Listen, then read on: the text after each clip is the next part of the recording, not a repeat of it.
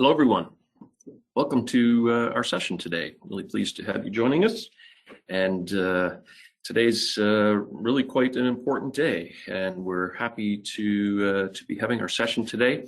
We're going to be talking about BI 2025, the release that is very fresh, just yesterday. And so we'll be talking about that release and some of the key things that you will be needing to know about that release. We've got some great experts joining us today. We'll get them introduced shortly.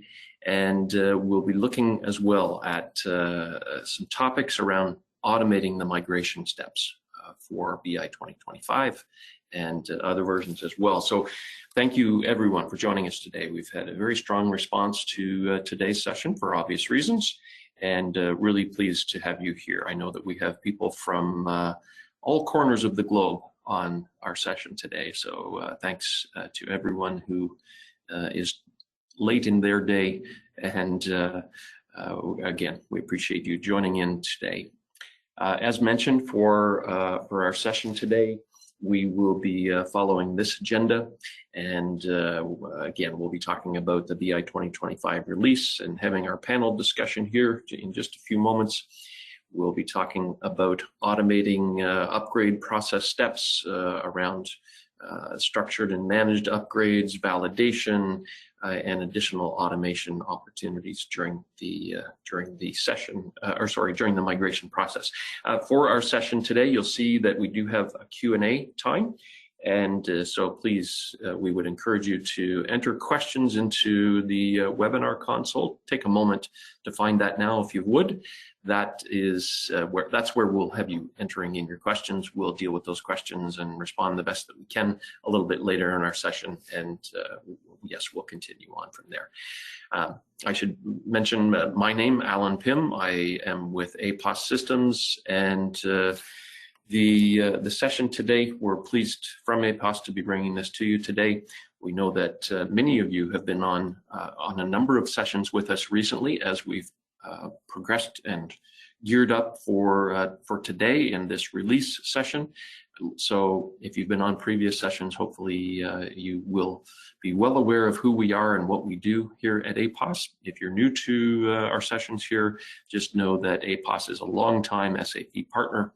We have a very strong focus on business objects and have for the past 25 plus years, and also doing a lot of great work in SAP Analytics Cloud as well.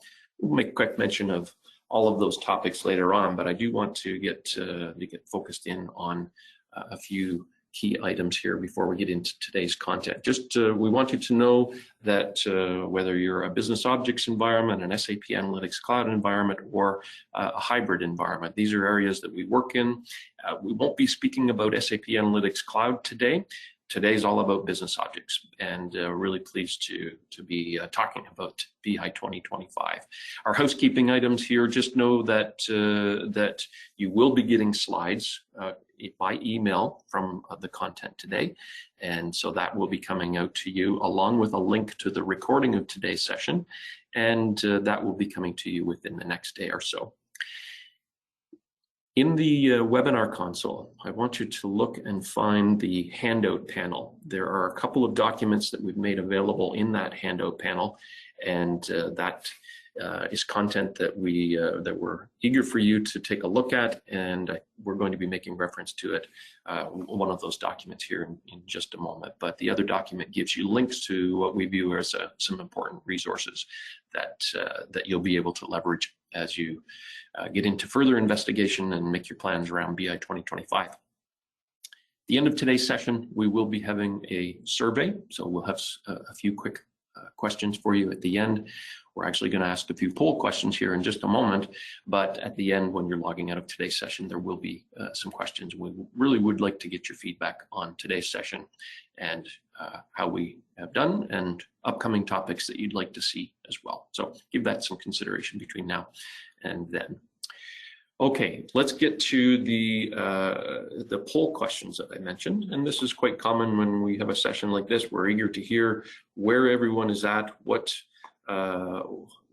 stage they're at, and it's helpful for everyone to get some feedback. So I want to launch the first question. This is all about what version of business objects you are currently running. So we want to know if you are on BI 4.3, 4.2, 4.1, 3.1, or older. So 4 options for you today. And yeah, if you could let us know. We have some strong thoughts on what we think this is going to look like, but we're often surprised at some of the responses that we get here. But yeah, we're doing pretty well on responses. If you could just enter in your response. Maybe you have multiple environments. Just give the best, the most prominent deployment version that you're using. Maybe you're a consultant. If you're working in a customer environment right now, reference that scenario in your vote. Okay, I'm going to close things off there, and yeah, so here we go. You should be able to see the feedback here. So 85% of you are on BI 4.3. 13% of you are on 4.2, and 2% of you are on 4.1. All right, we were guessing that most of you would be on 4.3, but we know that there's still many deployments out there who are working through the steps to get to 4.3. The next question, let's look at this. This is all about timing of your next upgrade. And we're eager to know whether you envision your next migration happening. Well, is it currently happening? Is it something that you foresee happening in the next 6 months? Do you foresee that in the 6 to 12 month time frame, more than a year, or currently no specific plans around upgrade steps? Same considerations. If you have multiple environments, pick your biggest environment and the timing of that. If you're a consultant, consider your customer scenario that you're working on. Okay, we're doing pretty well here. I'm going to close that out, and I will share the results, which you should be able to see now. So 14% of you currently in the process of migrating. 24% next 6 months. 31%, 6 months to a year, 18% more than a year, and 12% with no specific plans just yet. All right, I'm going to close that out, and I'll get you to respond to this final question. And this is back to a version question. And the question is, what version will your next migration be to? Really only 2 options that we're putting forward here. Will your next migration be to 4.3? Or will your next migration be to BI 2025?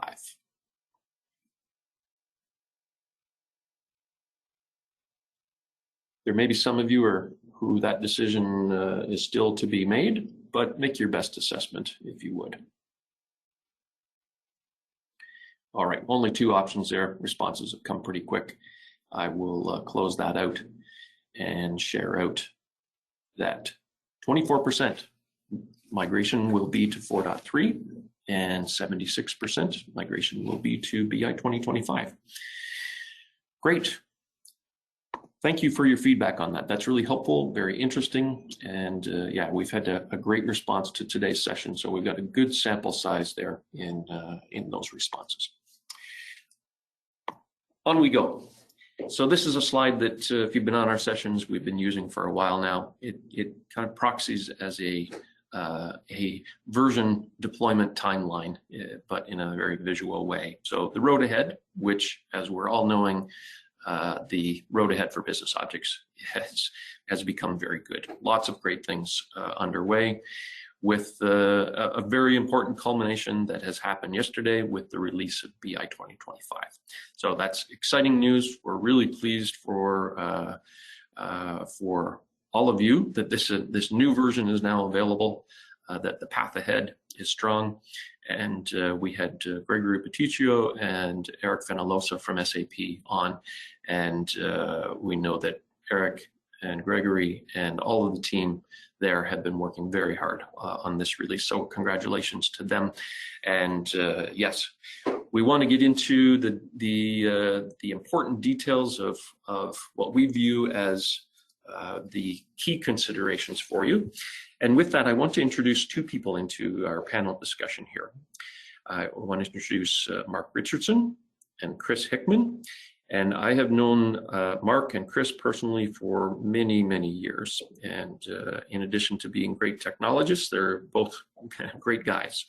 And so Mark, Chris, welcome. Glad to have you here. And Mark, I'll maybe turn to you first, if you can just give just kind of a quick comment about the length of time that you've been working with business objects. And I know it's a pretty big number, but go ahead. It's been a long time. I actually started out with Crystal Decisions before Crystal got bought by Business Objects and before Business Objects got bought by SAP. So I want to say that this is probably my first version of Crystal is 1996, somewhere around there was the first projects that I started working on. So we're coming up on 30 years.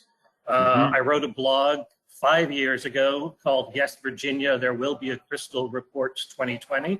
I guess I need to update it on LinkedIn to say, Yes, Virginia, There Will Be a Crystal Reports 2025. So it's been a long run, but a very productive run.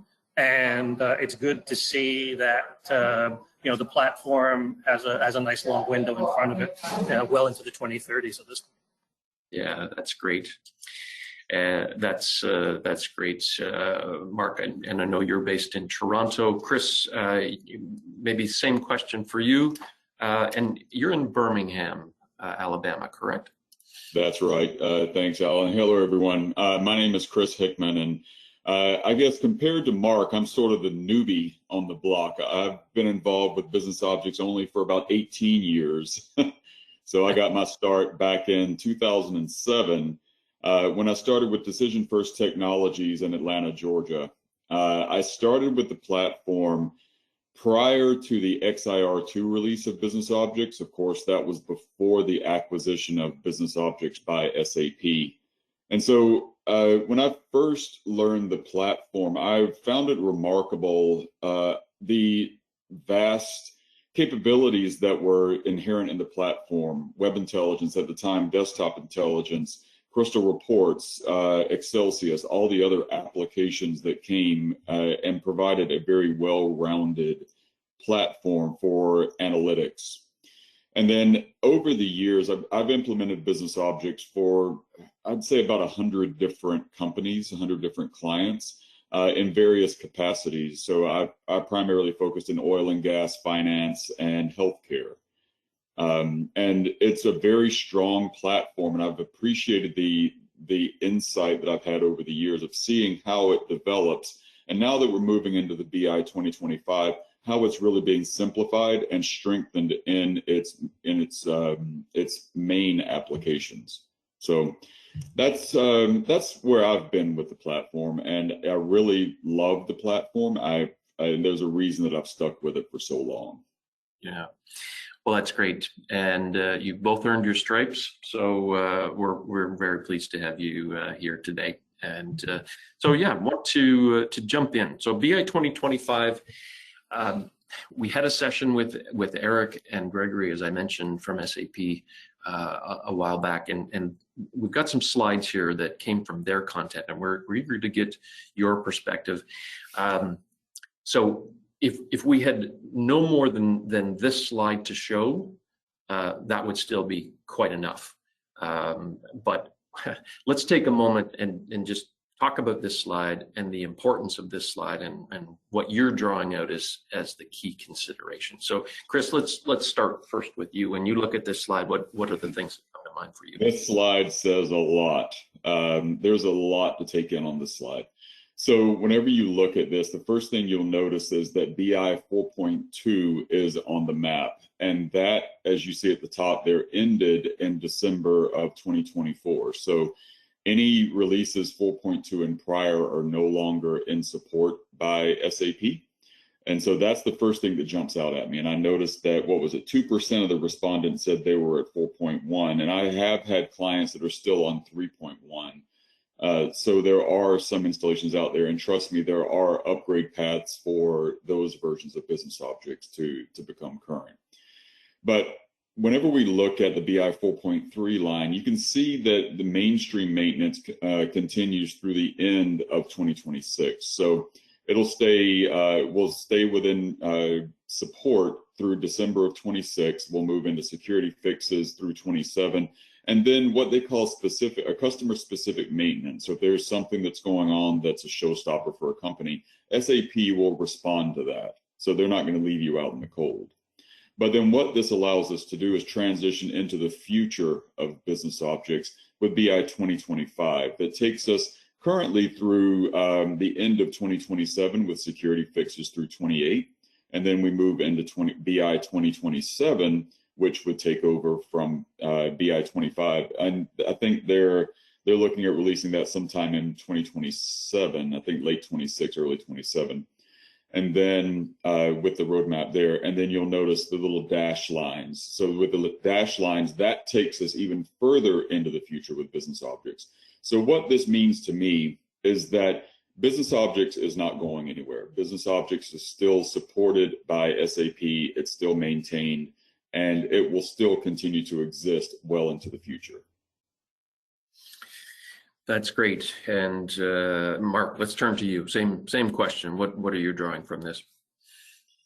Well, I think I just want to echo what has just been said, that this product line is now going to be maintained and supported well into the 2030s by the vendor, and with that very bottom blue dotted line showing that there is going to likely be a BI 2029 in the future as well, which will take you, if we're using the 5+2 rule, that it would take you into the mid 2030s. So if you're at an inflection or a decision point right now about the direction of the product, you've got a much clearer roadmap than we had even 2 years ago on what was going to happen after the end of 2026, 2027. And I think also the way that the product is going to be incrementally rolled out in the future, and this new numbering convention, rather than it being BI 4.2, 4.3, moving to the year of release, BI 2025, BI 2027, and showing them that they are going to be incremental releases of the same product stack. So we used to have the individual product released like a BI 4.3 and then a series of support packs. So there's a support pack 5 for BI 4.3, which is expected middle of 2025. Those support pack models are kind of going to go away. And what's going to happen is this new patch model where there will be a mainstream release, and then there'll be a patch every 6 to 8 weeks over the next 2 to 3 years. So that changes your strategies. A lot of people are probably trying to plan their 2025, 26 deployments. Brand new release came out yesterday. People are starting to download it, might be putting it into a sandbox. Realistically, it's probably 6 to 8 months before a large productive environment moves to the BI 2025 landscape in production at the earliest. Some people might want to wait for the first patches to drop before they do anything. So now you've got this regular pattern of we were expecting a patch at the end of April. We're expecting a patch every 6 weeks this year. So if there are particular functionalities or fixes that you're waiting on, those will be available to you on a pretty regular basis. That's great. And just a reminder, everyone, this what we're looking at has come from SAP. This is from their presentation, and we look forward to. And there was a big blog post they put up yesterday as well around a release. I don't know if we've got that, a link to that in the chat, or we can put it into the Q&A or something. Yeah, that's great. That's great. Okay, let's carry on. We have a few more specific items to cover. So, Mark, we're going to come back to you. And again, this is content that's come directly from SAP in their presentations. This one's focused mostly on product portfolio and some of the notable changes there. What are you seeing? Yeah, and it's really this rationalization strategy.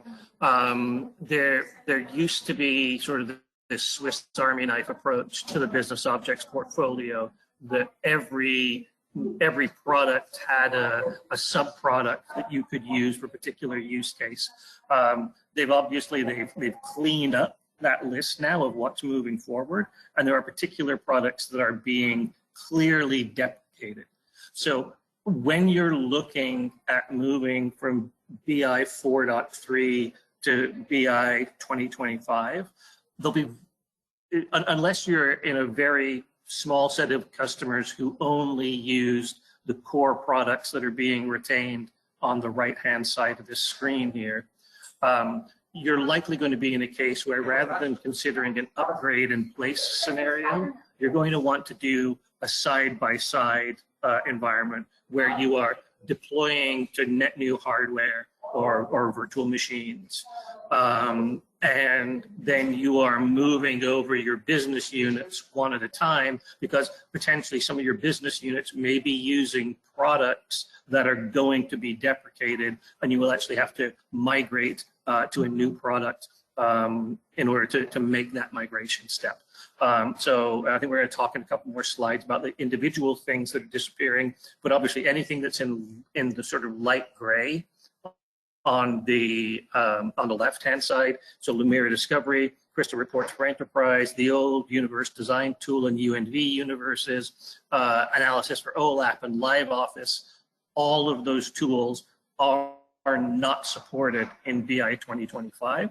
So if you have a business case or a business user who's dependent on one of those tools, that user will not be able to move to your BI 2025 platform until you've re-platformed that content for them and put it into one of the product sets that is supported on the BI 2025 side.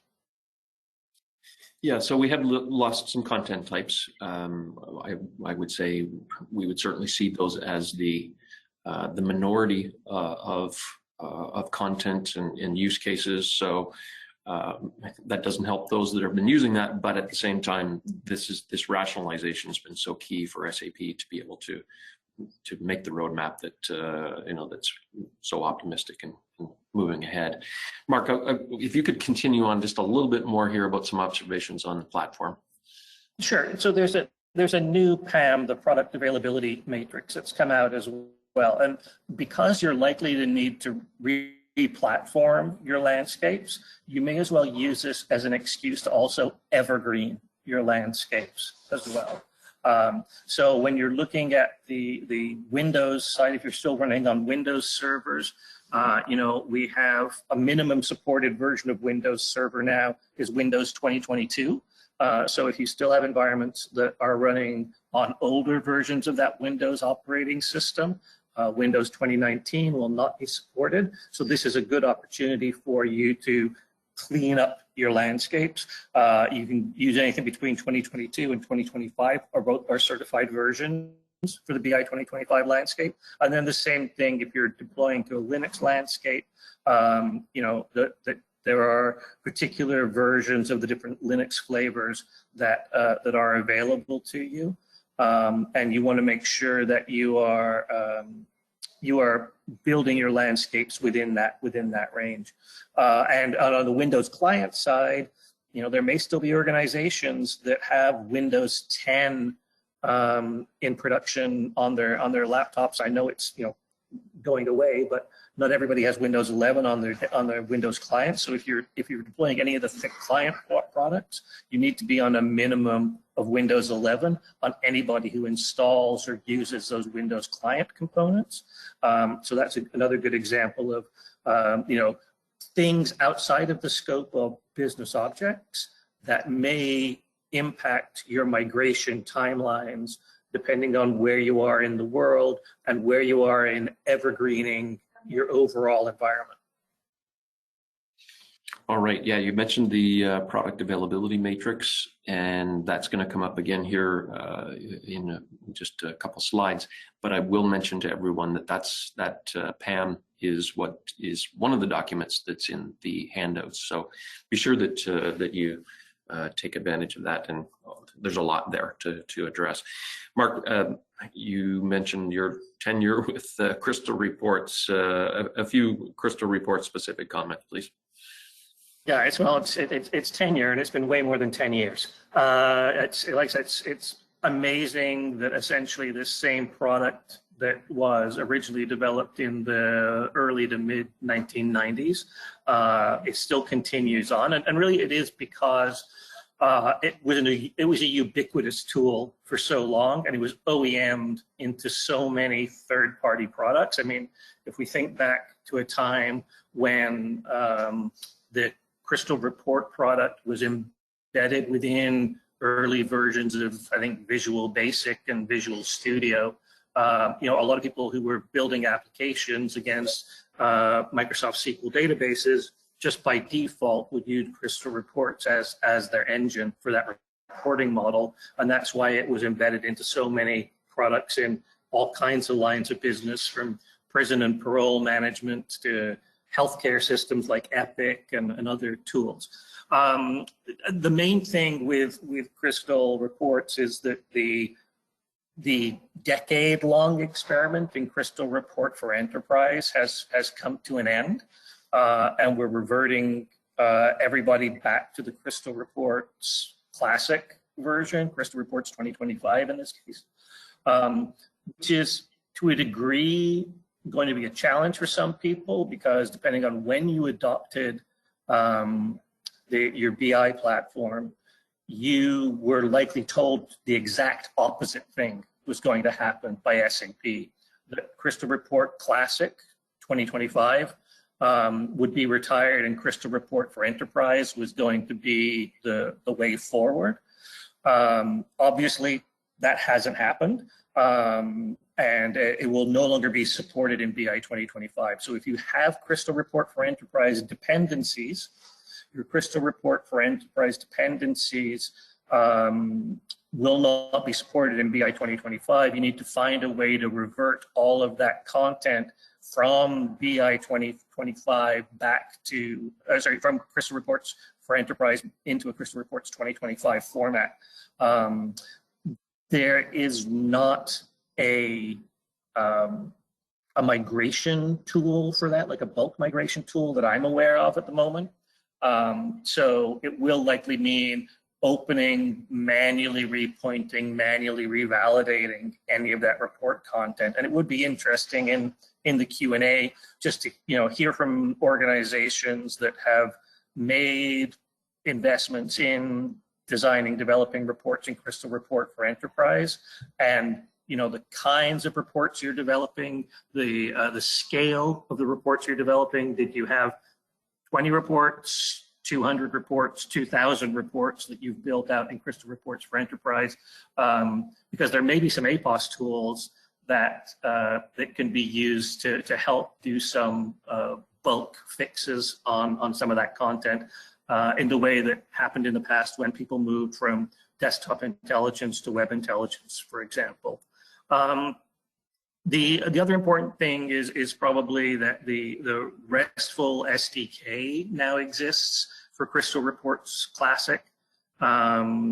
It was already there in the 4.3 SP05, and there's going to be some more releases for it this year.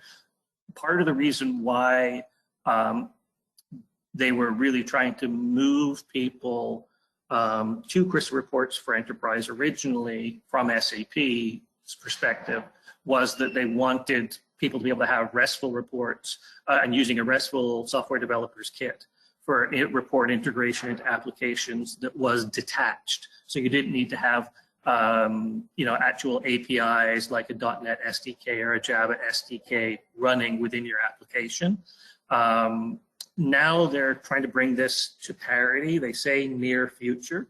I haven't had my hands on the software long enough to know exactly how like for like it is going to be, but we're hoping that that we are going to be able to do that pretty quickly and come back with some feedback about what gaps there are in the RESTful SDK world. And generally, there is this demo hands-on how to migrate a Crystal Report for Enterprise report to Crystal Report 2025. And we'll be looking at that migration path and trying to find ways to optimize it for organizations that have, got a large body of Crystal Reports for Enterprise content. It's a challenging place to be in because you were clearly told that was the direction by SAP 4 or 5 years ago, and now that direction is being reversed. Yes, indeed. There'll be lots of people on the line here who are Crystal Reports users, lots who are maybe focused purely on web intelligence, but for those deployments, know that there are still an awful lot of Crystal Reports being used and fulfilling BI needs out there. Mark, thanks for your input there and perspective. Chris, let's turn to you. There are some new capabilities, new considerations that are specific to web intelligence, and we're going to draw on your expertise there. And so, give us some discussion about some considerations there. Yeah, so this is, in my opinion, really exciting because, I've used web intelligence for the past couple of decades, and it's always been just solid, stable, being able to develop reports and to a certain extent develop dashboards. And now with this new version of web intelligence, we build on what we currently have in BobJ 4.3 with some newer capabilities. And so with this first page, and I'm not going to sit here and go through each of these individual elements because we would be here all day talking about what this means and the implication on the platform. But overall, with the web intelligence application within BobJ 2025, we have these new report elements, and what this overall is allowing us to do is have a more modern look and feel to what we develop in web intelligence. So, we have what we've always known as tables and charts and freestanding cells that allow us to build exactly what we need to respond to our user needs. And so Gregory and team have done a really great job at 2025 and really enhancing that by adding some of the features that we're seeing here. So scrollable tables, vertical tables, the way that charts move and interact on the screen. This always reminds me of a question that I typically get in what is my opinion on what is one of the best dashboarding tools available? And the answer is, well, what do you have access to? My answer really would be, well, look at web intelligence, because web intelligence has always had the capability of building good dashboards.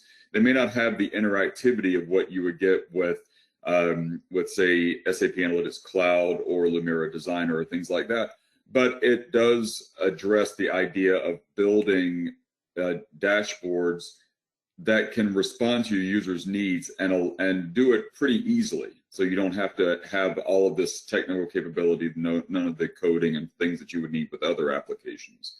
So the newer report elements that we have really enhances that storytelling capability within the Business Objects 2025 application. So I really like the idea of rich text within cells because you can use freehand cells. I've had use cases before where a client wanted to add in some insights. They want to be able to type in text. Now they can type in text and add coloring. They can add in italics, bold, things like that to really make some of the most important elements of the insights pop to the end user. So adding that rich text element is going to be included in this new feature. So a little bit further down, we talk a bit about building some of these capabilities into the web intelligence framework.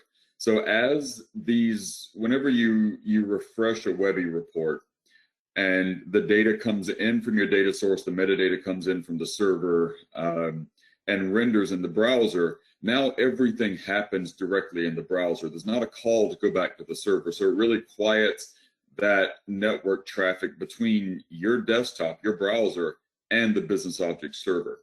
But the bigger implications of that is, so now with these integrated into the framework, this allows us to, if we could go to the next page, Alan, this allows us the capability of building a self-contained offline web intelligence plugin or application.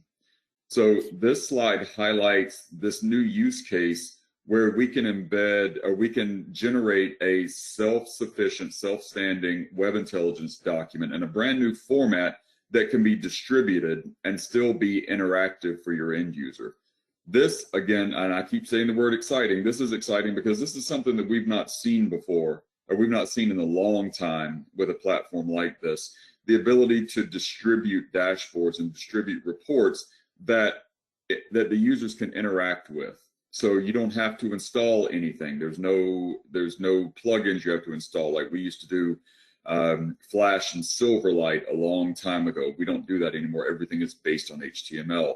The data is encapsulated and encrypted inside of the document so that we don't have to query the server. The user can receive the document by an email. They can hop on a plane disconnected and review the document while they're in the air if they don't have internet access.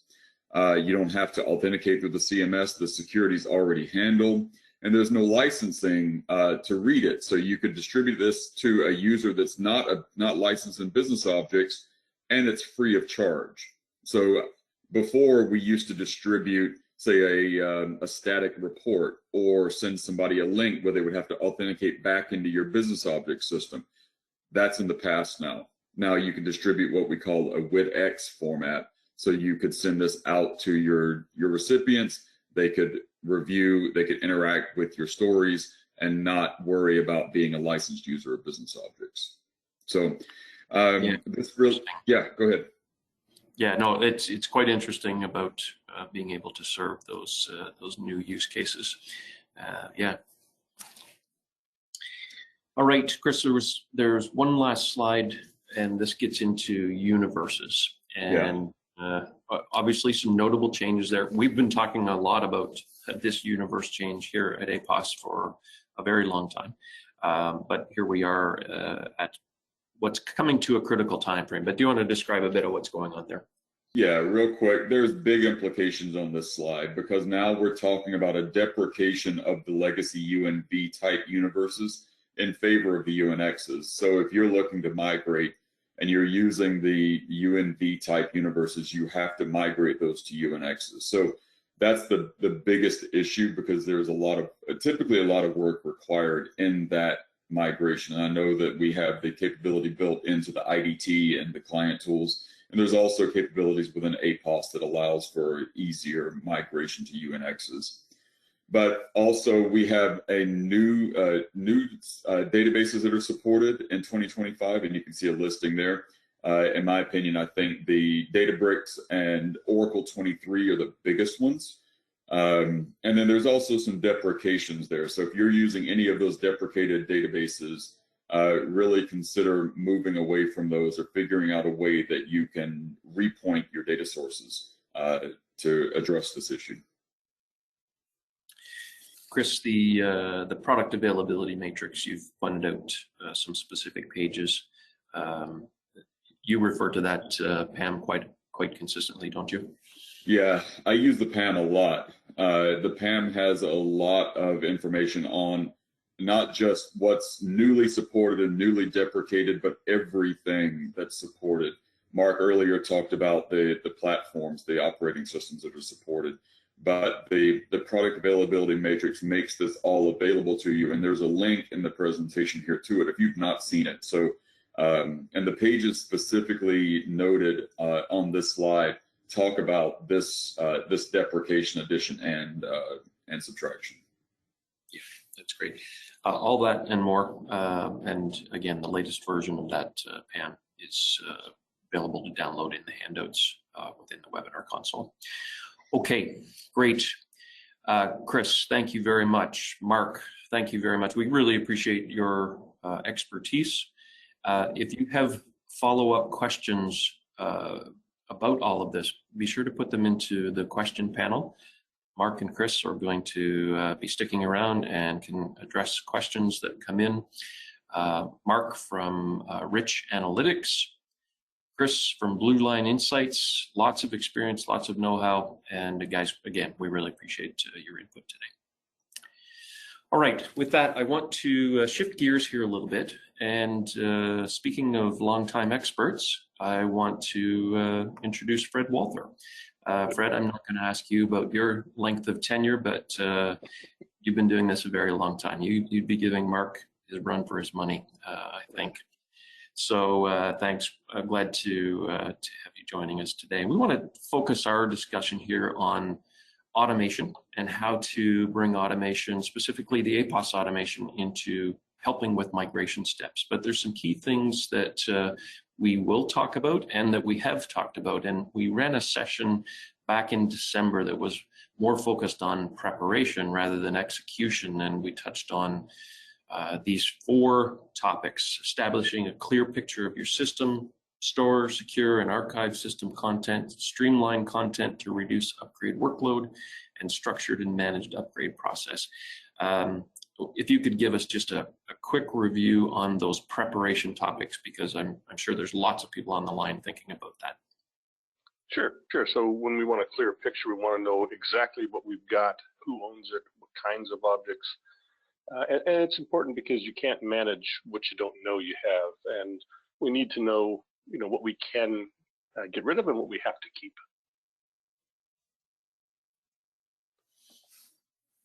In terms of clarity about what we have, how important is it?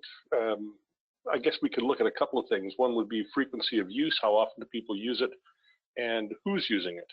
And from there, we can decide what we can not migrate. So things like unused reports in the last 9 months, 12 months, that sort of thing, or reports that are duplicated, we can look at getting rid of. We're mentioning there's the APOS technologies that are relevant, and APOS Insight has been the relevant technology for addressing those 2 items. But let's go on to storing and securing. Right. So we want to keep our content safe, and we want to make it easy to migrate. And if we need to, we want to be able to restore content back to the system without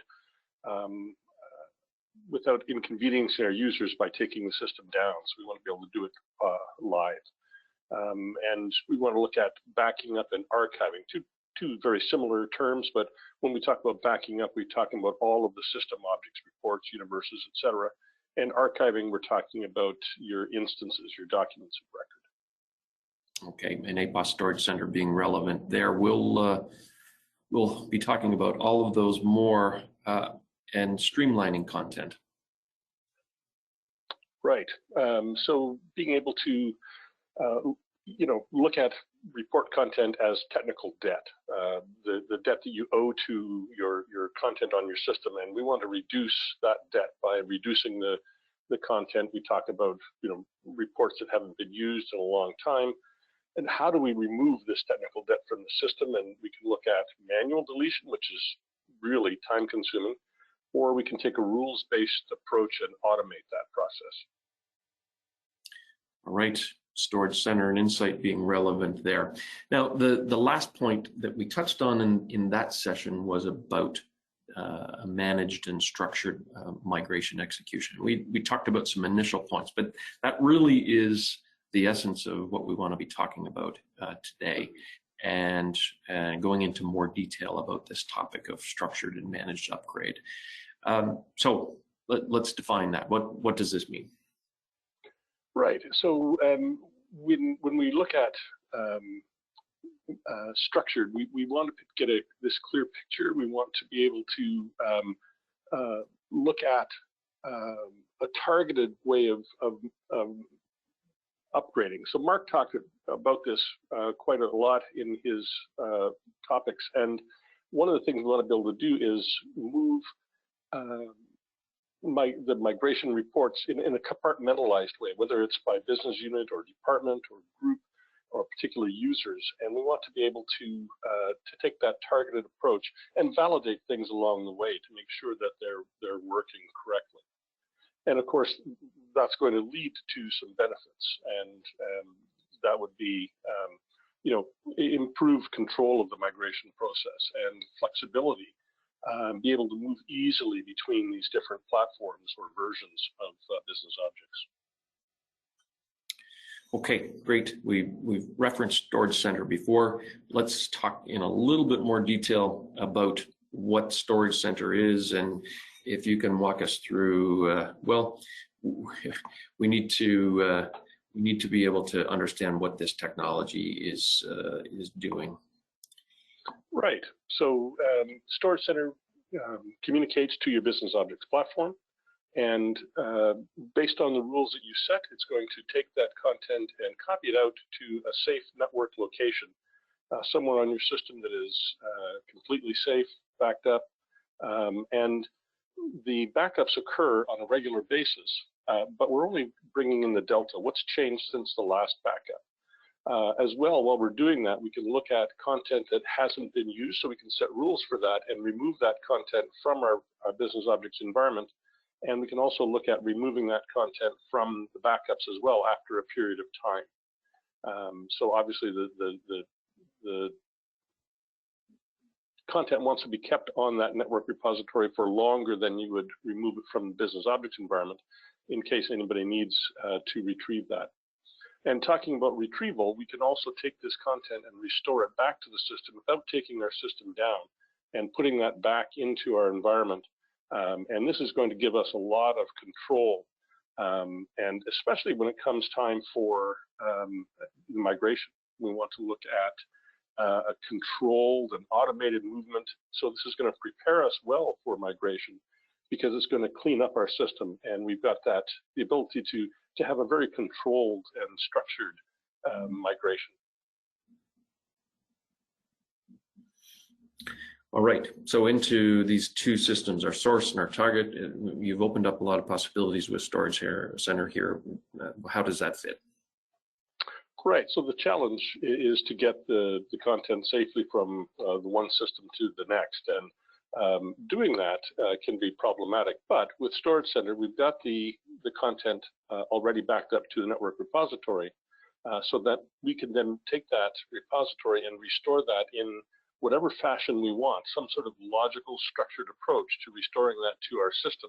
So that could be moving from BI4.2 to BI4.3, moving from 4.3 to 2025, or even from a 4.2 environment into the new BI 2025 environment. So it allows us to take advantage of this structured way of doing things, and perhaps bypassing the automated approach that's in the BI 2025 environment, the export. So when we use Storage Center, there's a few things we want to set up. First of all, we would choose our location to which we're going to store.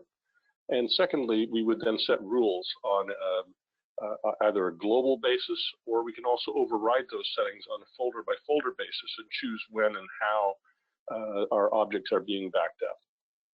And the storage is going to be in a folder location that is that mimics your business objects environment.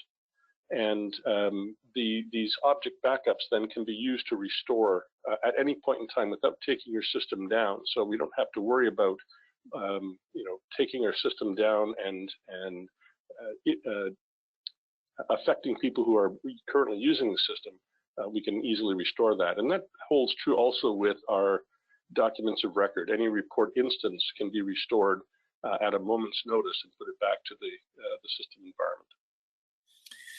All right, so that's getting the content moved. After the content is moved, everyone wants to know that it's been successful and have this validation. So talk a bit more about that.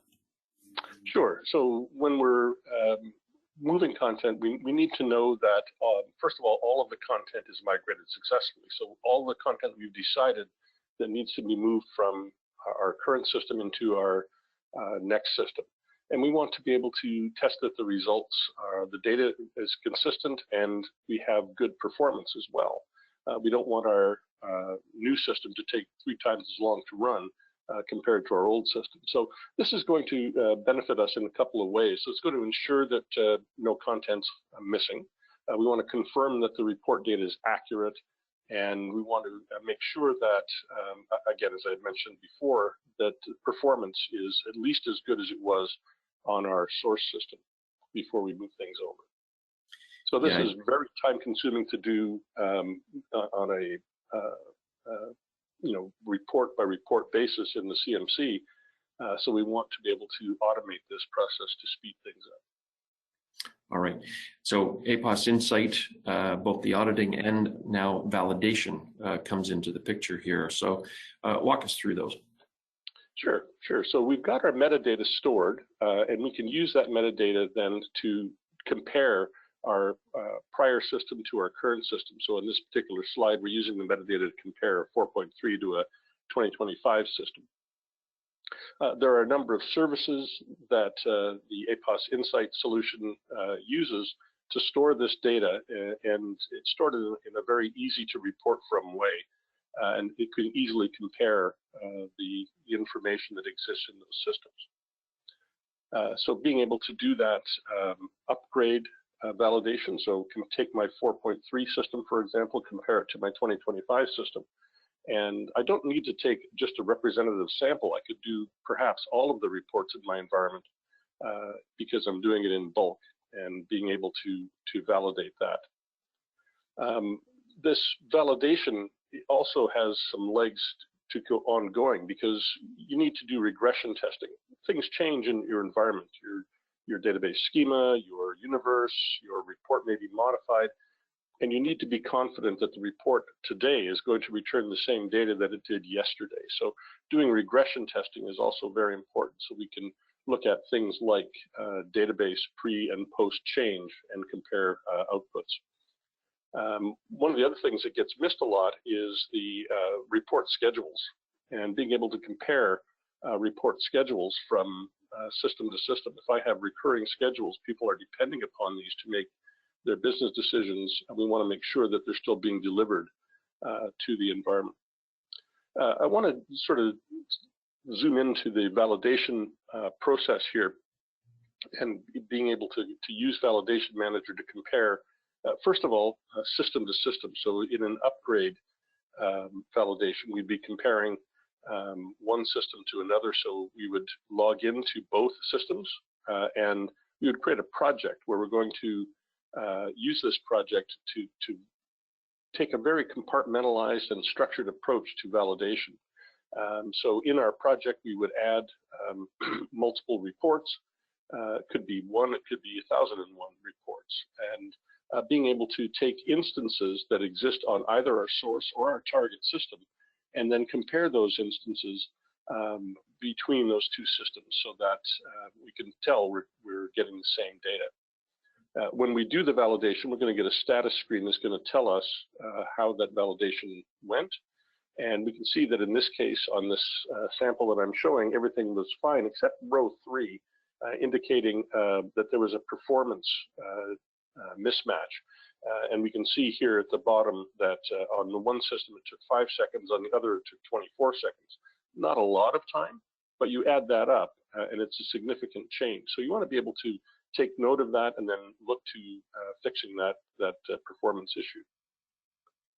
When we look at regression testing on a day-to-day basis, we want to be able to, again, take instances that existed yesterday and compare them with instances that are run today against the system as it's been changed and get that comparison to see what's been happening. Okay, that's great, and obviously automating some pretty important steps there. There are others that we have the capabilities to bring automation to. Just in the last couple of minutes we have here before getting to questions, just a few quick comments about additional automation options. Sure. So there's tons of settings and preferences in the system, and having to do those things one at a time in the central management console, again, is tedious. Rebuilding schedules, setting security, all these things we want to be able to do in bulk to give us some time savings. So the administrator solution is going to help us to do those sorts of things. Okay, and a few further thoughts? Sure. So things like report settings, user preferences, schedules, report instances, especially recurring instances, being able to work in security in bulk, setting report object settings, managing the universe connections and assigning reports. So here, for example, we look at setting security in bulk. So I've selected a few folders and a few groups, and I get a matrix, and I can set the security on and assign that very quickly. For users of Crystal reports, being able to select reports in bulk and change their login credentials, that happens a lot. Being able to assign universes to particular Webby reports, and again, doing that in bulk. All right, that's great. You've covered lots of automation steps. What I'd like to do now is let's turn to questions. And I guess to Mark, Chris, and Fred, looking at the questions that have come in, maybe make a few comments about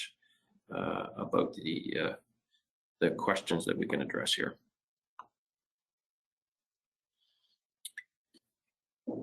We've sort of been answering them in the text a little bit, but if you want to pick a couple, then we'd be happy to answer them. Yeah, I've been answering as many as I can. I was looking at the one here on the conversion of OLAP universes, and it looks like that's not supported. So that might be, I'm sure that the user has looked at the SAP support site for that, because I'm seeing different things of if it's a non-BW source that you can convert it, otherwise you have to use a BIX connector, but that's going to be more complicated. So we might, if you need help with that specific case, we could look at that some more. Yes, BI 25 is available for download today. It was made available yesterday. And Mark, there's other Crystal questions out there. I know you've answered. Yeah, so there were some sort of high-level Crystal questions. Depending on Crystal, because it can be used for so many different things, it's just a real challenge to understand some of the use cases that people are requesting. So the string data type over 255 characters, that would need to be confirmed with SAP, because there are different ways that you can populate a string data type. Either a raw data type coming out of a database, or sometimes it can also be more like a blob file that's being converted into a string. So that would just, we need to get into some more, and that's Bart who asked that question. And the support for the HTTPS protocol wasn't clear as to whether that was when you're linking out to a Crystal report or from a Crystal report, if you've got some dynamic URLs in the report or not. And somebody did ask about Crystal Report Server. Normally the server tool, which is sort of a simplified version of the BI platform, comes out about 6 to 8 weeks after a platform release. So we'd expect it sort of at the end of April, beginning of May, but I don't have a confirmed date from SAP on that yet, but maybe Alan and team could get that in, and added into the post-meeting conversation. I know HTTP use case for embedding images into the report. That's a very good question. Yeah, that's one we need to take to SAP to confirm that if you're pulling dynamic images out of a secure location. Once again, the joy of Crystal reports is that so many people use it for so many different specific use cases. So we would need to have SAP answer that question for you. Yeah, so there'll be some follow-up items there. Are there other specific questions that jump out as ones to tackle here in the last minute or so? Yep, there's one here. The user says they're migrating from BI 4.3 SP4 to 2025, and after the migration, do you have any issues in retrieving and publishing universes? So, and from the new BI 2025 client tools, and I have not seen any after migration. I've not seen any issues retrieving or publishing universes. It still works the way that it always has. So if you're having issues after migration and retrieving and publishing, you might look at the SAP support site or reach out to one of us, and we could hopefully help you out there. Yeah, I would say with a lot of these questions, I don't know whether APOS got an advanced copy, but I didn't get an advanced copy of any of these tools. So we only started downloading them yesterday as well. So therefore, some of these, the technical, can I do this? Has this length limit changed? We've only, been able to start validating those things in the last 24 hours. But if you're a licensed person who is in support right now, you should be able to go to the SAP support portal, pull it down, put it onto a virtual machine, and begin to test some of these things yourselves. We'll do our best to get some responses from SAP and share those out as well. Okay, that's great. I'll just make one quick comment, and the topic of universes has come up. We held a session just a couple of weeks ago talking about the APOS solution for automated upgrade of universes from UNV to UNX, and perhaps even more importantly, the repointing of reports. So what for many organizations is kind of a big daunting project, this automation really is critical in being able to help you tackle that project and bring it under control, and that should help your move to BI 2025 that much easier. So we encourage you to take a look at that as well. Okay, with that, I want to draw our session to a close, but I want to give a very big thank you to Chris Hickman, to Mark Richardson. Really appreciate the input, the insight, and sharing out your expertise. Really appreciate it. Always good to have you joining in on conversations like this. Fred Walther, thank you for walking us through the automation steps and how that can really help people simplify the move to BI 2025 as well. So to our audience, thank you for the time, your interest. We look forward to all of the interactions ahead, and lots to talk about with BI 2025 in the years to come. So with that, thank you everyone, and have a great day.